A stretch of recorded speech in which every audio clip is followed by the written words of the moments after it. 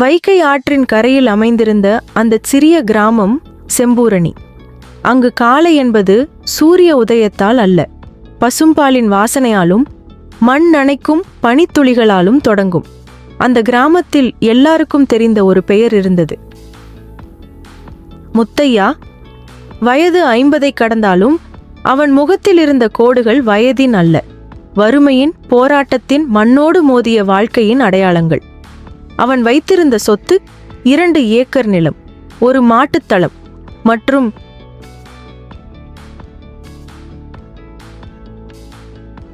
அவன் மகள் கயல்விழி.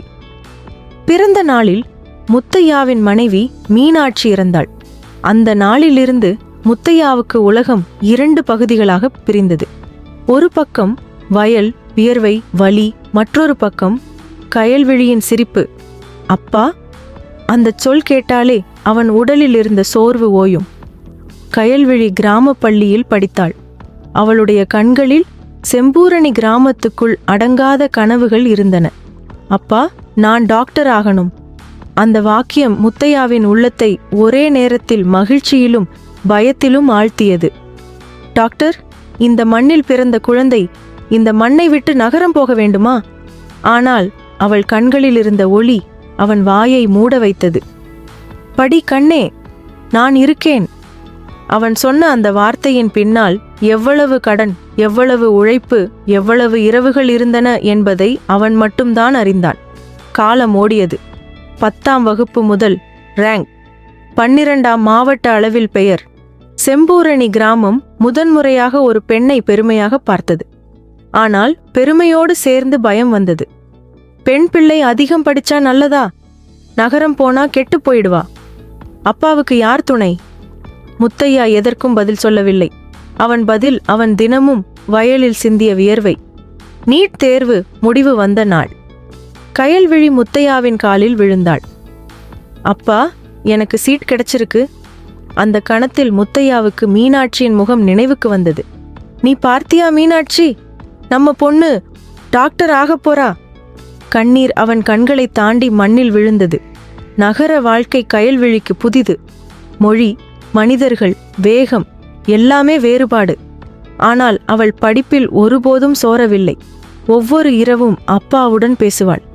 சாப்பிட்டீங்களா? மாடு எப்படி இருக்கு? வயல் பாசனம் பண்ணினீங்களா? அப்பா சிரிப்பான். நீ படி கண்ணே. ஒரு நாள் முத்தையா வயலில் மயங்கி விழுந்தான். அருகில் மருத்துவமனை இல்லை. நகருக்கு எடுத்துச் செல்லும்போது நேரம் அதிகமாயிற்று. டாக்டர் சொன்னான், இதயம் பலவீனமா இருக்கு, அதிக வேலை, மன அழுத்தம். கயல்விழி விடுமுறை இல்லாமலே ஓடி வந்தாள். அப்பாவை பார்த்தவுடன் அவளுக்குள் இருந்த டாக்டர் அழவில்லை, மகள்தான் அழுதாள்.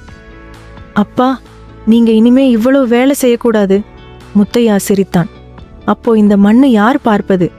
அந்த கேள்வி கயல்விழியை நாள்கள் முழுக்க சிந்திக்க வைத்தது. படிப்பு முடிந்தது.